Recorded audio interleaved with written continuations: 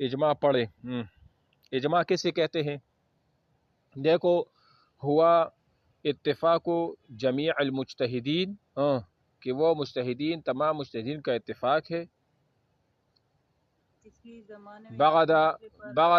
بعد وفات النبی صلی اللہ علیہ وسلم فی عصر من العصور علی امر دینی، یعنی وہ تمام مجتہدین کا اتفاق ہے آپ علیہ الصلوۃ والسلام کی وفات کے بعد کسی ایک زمانے میں کسی شرعی کام کے اوپر یا کسی شرعی کام کے بارے میں، اس کو کیا کہا جاتا ہے؟ اجماع کہا جاتا ہے. کسے کیا کہا جاتا ہے؟ اجماع کہا جاتا ہے. یہ اجماع کی کیا ہے؟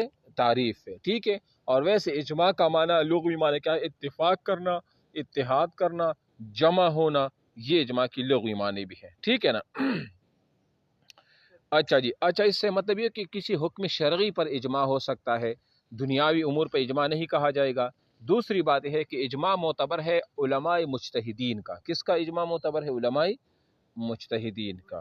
ٹھیک ہے، ایسے عام لوگوں کے. اور دوسری بات یہ ہے کہ اجماع کا معتبر ہونا آپ علیہ السلام کی وفات کے بعد ہے، کیونکہ جب آپ علیہ السلام کی ذات مبارکہ موجود تھی اس وقت تو اجماع کا تصور ہی نہیں تھا نا. اس وقت تو آپ علیہ السلام سے سارے صحابہ پوچھتی تھی، ڈائریکٹلی یا انڈائریکٹلی وہ پوچھ لیتے تھے، تو اس میں تو اجماع کا تصور وہاں نہیں پایا جاتا. ٹھیک ہے نا؟